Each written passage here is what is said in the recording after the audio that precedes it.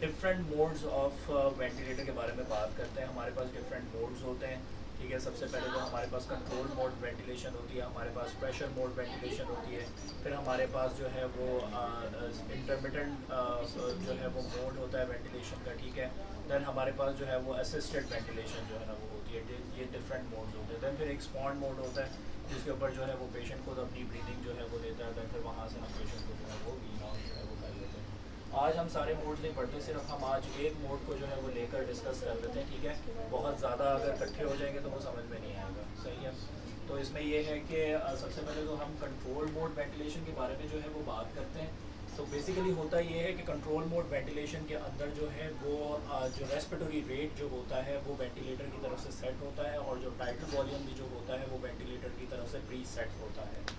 मतलब हम खुद पेशेंट को जो है ये सारी चीज़ें जो है वो समझ लें, जिस तरह हम कोई मेडिकेशन दे रहे हैं तो उसकी सर्टेन डोज है एमजीज़ के अंदर, तो वो एमजीज़ के अंदर ही वो डोज उतनी जाएगी। तो इसी तरह वेंटिलेटर के अंदर जितना हम टाइटल वॉल्यूम सेट कर देंगे या जितना हम लोग रेस्पिरेटरी रेट जो है वो सेट कर देंगे, तो उस वही रेस्पिरेटरी रेट और वही टाइटल वॉल्यूम पेशेंट को जो है वो डिलीवर होगा।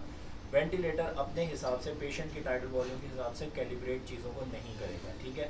अब इस मोड के अंदर होता ये है कि इस मोड के अंदर जो है पेशेंट को हम लोग सेडेट करेंगे ताकि उसकी जो रेस्पिरेटरी ड्राइव जो अपनी जो मौजूद है थोड़ी बहुत, तो उसको हम जो है वो थोड़ा ज़रा सप्रेस कर सकें ताकि वेंटिलेटर की तरफ से हम लोग फुल उसको जो है वो सपोर्ट जो है वो दें in regards of respiratory rate और टाइटल वॉल्यूम, ठीक है। अच्छा, अब इसमें ये जो सबसे पहले ये जो चीज़ लिखी हुई है ये रेट मींस के रेस्पिरेटरी रेट। अब इसके अंदर ये है कि हमने इसको 15 ब्रेथ्स पर मिनट के ऊपर जो है वो हमने इसको सेट किया हुआ है। वीटी मींस के ये टाइटल वॉल्यूम है, ठीक है। और इसको हमने यहाँ पे 350 ml के ऊपर जो है वो सेट किया हुआ है। यूजुअली जो है जो 8 ml पर केजी बॉडी वेट जो होता है उसके हिसाब से हम लोग पेशेंट का टाइटल वॉल्यूम जो है वो सेट करते हैं, ठीक है।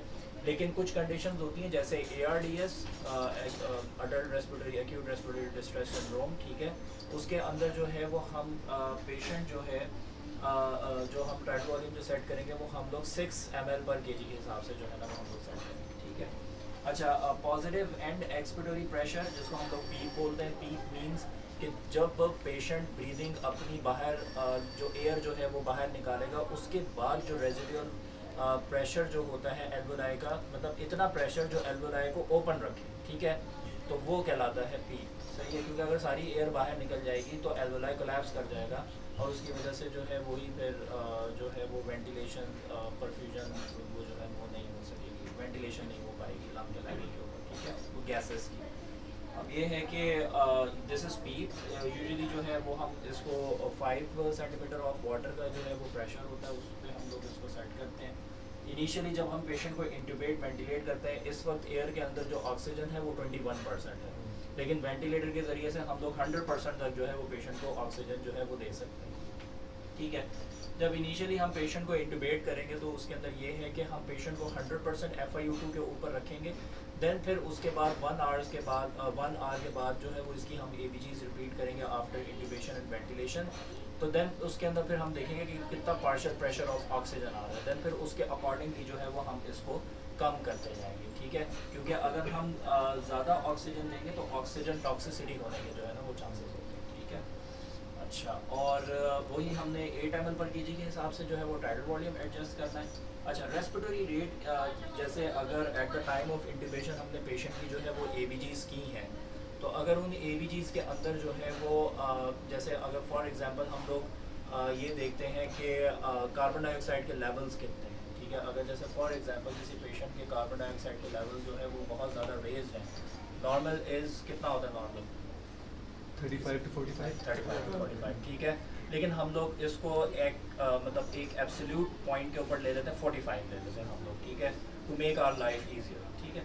तो उसमें ये है कि अगर ये 45 अबव है, लेट्स सपोज अगर 50 हो रही है 60 हो रही है, तो उसके अंदर जो है वो हम लोग जो ब्रेथ रेट्स जो है वो हम लोग थोड़ी सी इंक्रीज़ करेंगे, ठीक है। अब इसके अंदर होता ये है कि जैसे अगर हमने किसी पेशेंट की PCO2 बहुत ज़्यादा बढ़ी हुई है उसको हमने वॉश आउट करवाना है, तो फिर एक मिनट वेंटिलेशन का एक फार्मूला होता है जिसको होता ये है कि वो respiratory rate multiply by title volume, ठीक है। तो उसके अंदर या तो आप टाइटल वॉल्यूम को इंक्रीज़ करें या आप रेस्पिरेटरी रेट को इंक्रीज़ करें, ठीक है।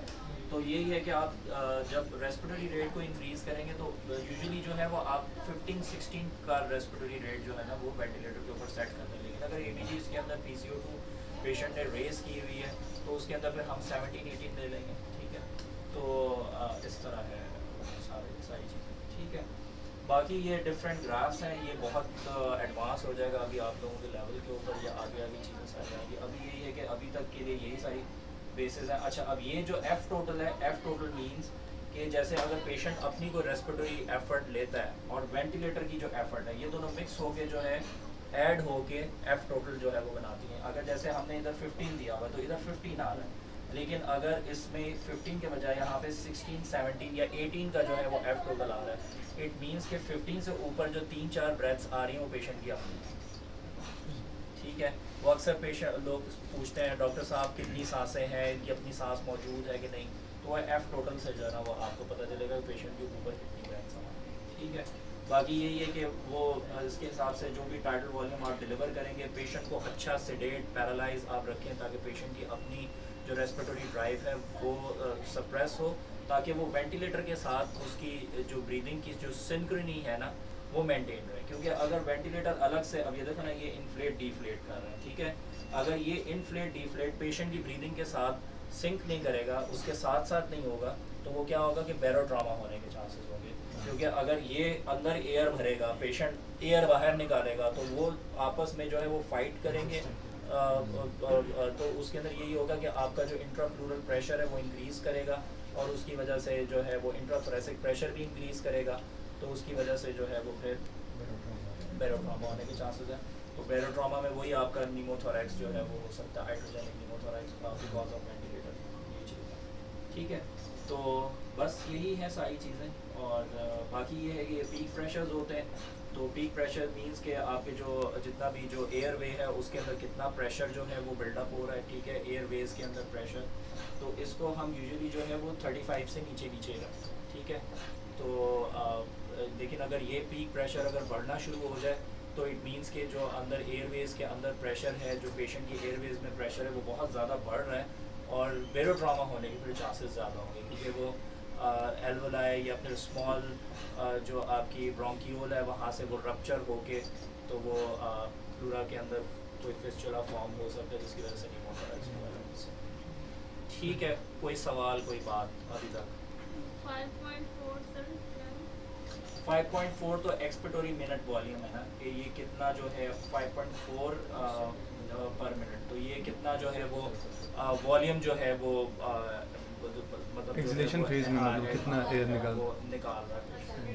तो ये लेकिन ये कम है क्योंकि देखो ये बलून है तो इसके ऊपर मतलब ये एम्बो बैग है तो बैग के जरिए से तो ये सारी चीज़ें। बाकी ये है कि देखें आप जब पेशेंट को वेंटिलेटर के ऊपर लेते हैं तो 40 to 60 मिनट्स के बाद जो है वो आप ABGs रिपीट करते हैं इन ऑर्डर टू इवेल्युएट कि गैसेस का क्या स्टेटस है। क्योंकि अगर आपने पेशेंट को इंट्यूबेट किया है, PCO2 रिटेन किया हुआ है और आपने उसके हिसाब से पेशेंट की जो है वो वेंटिलेटर की सेटिंग्स की हुई हैं, तो दैन फिर ये है कि आप ABGs को रिपीट करा के देखते हैं कि रिस्पॉन्स क्या है। क्योंकि देखिए आपने ज़्यादा PCO2 वॉश आउट भी नहीं करवानी।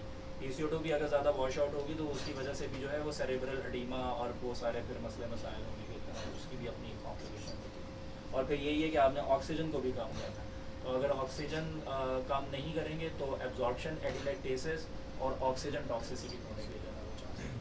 ठीक है, तो ये सारी चीज़ें। बाकी ARDS के अंदर अब जैसे डिफरेंट डिजीज़ हैं, ये तो बिल्कुल बेसिक है। डिफरेंट डिजीज़ होंगी तो उसके अंदर फिर डिफरेंट आप स्ट्रेटजीज लेंगे। जैसे मोस्ट कॉमन हमारे पास ARDS आता है, तो ARDS के अंदर हम लोग 6 ml पर kg के हिसाब से टाइटल वॉल्यूम लेंगे और हम पीक को बढ़ा के रखेंगे ताकि एल्वोलाई, क्योंकि उसमें होता यही है डिजीज़ के अंदर के एल्वोलाई कोलैप्स हुए होते हैं जिसकी वजह से जो है वो पेशेंट सिवियरली हाइपॉक्सिक होता है। तो उसमें यही होगा कि आप पीक को जो है वो 6-7 के ऊपर रखेंगे, 8 तक भी लेकर जा सकते हैं। ठीक है, मैक्सिमम 12 तक भी जा सकते हैं, लेकिन फिर आप पीक बढ़ाएंगे तो उसके अंदर फिर वही बैरोट्रामा होने के चांसेस होंगे। ठीक है, वेंटिलेटर एसोसिएटेड लंग इंजरीज होने के चांसेस होते हैं। तो एल्वोलाई को ओपन रखने के लिए फिर आप high peak and low title volume की स्ट्रेटजी जो है वो। ठीक है, सही है, आज के लिए इतना ही। ये एक ही मूड था ना।